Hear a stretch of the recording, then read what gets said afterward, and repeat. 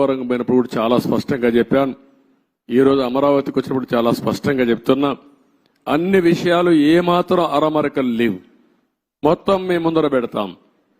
మేము చేసే ప్రతి ఒక్క పని మీ యొక్క భవిష్యత్తు కోసం చేసే పని కాబట్టి మిమ్మల్ని అందరినీ భాగస్వాములు చేయడం మా ప్రధానమైన కర్తవ్యం ప్రజాస్వామ్యంలో.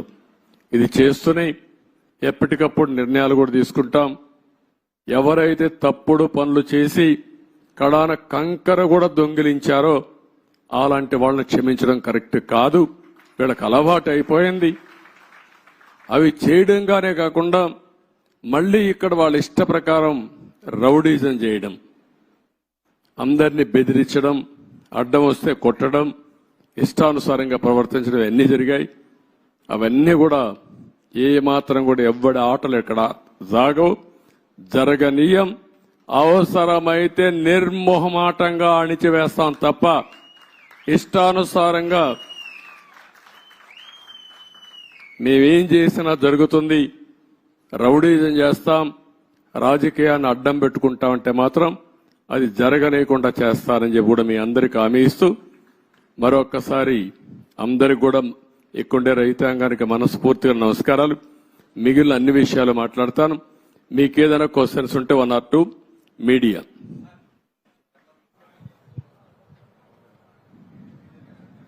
చెప్పండి.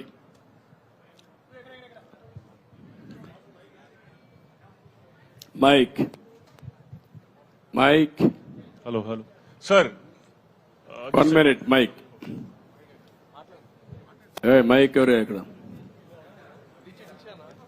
ఎవరికి ఇచ్చారు?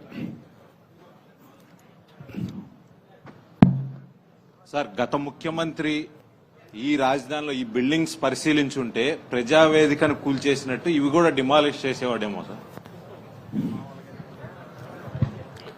అది దేవుడు కాపాడాడు.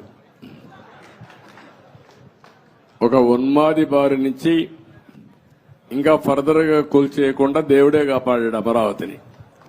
అందుకే నేను చెప్పాను, కొన్ని 16,000 గ్రామాల్లో పూజలు చేసి పవిత్రమైన మట్టిని, పవిత్రమైన జలాలను తీసుకొచ్చారు ఇక్కడికి. పార్లమెంటు సాక్షిగా ప్రధానమంత్రి తీసుకొచ్చాడు.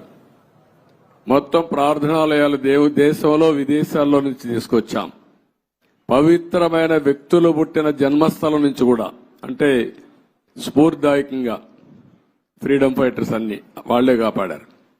కాబట్టి మీరు కూడా కష్టపడ్డారు, రైతులు పోరాడారు, దేవుళ్ళు సహకరించారు. సార్, 5 సంవత్సరాల నుంచి ఏదైతే నిర్లక్ష్యానికి వదిలేశారో ఈ దాదాపు 80-90% కంప్లీట్ అయింది. అవి ఎక్కడ కూడా చెక్కు చెదరలా, యాజ్ ఇట్ గా ఉంది. అంటే మన నిర్మాణం కానీ అంతా కూడా బాగానే ఉంది.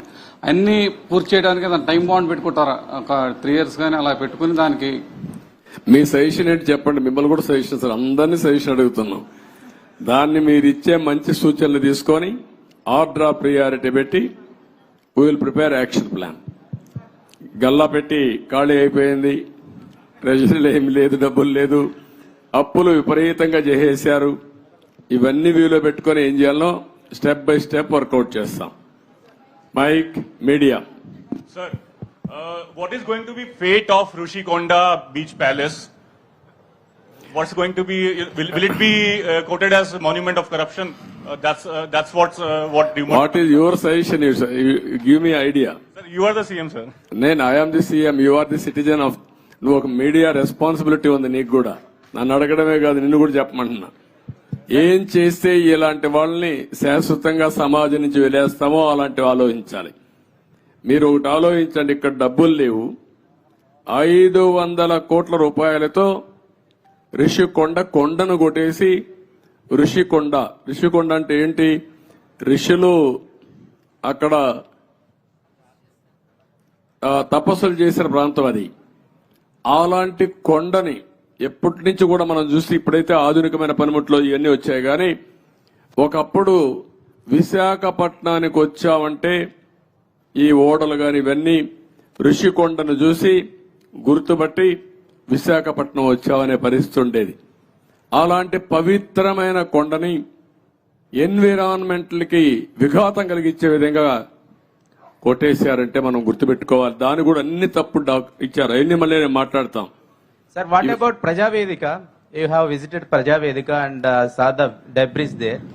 Are you going to remove the debris and reconstruct the Prajavedika same place, or are you going to make it as a museum?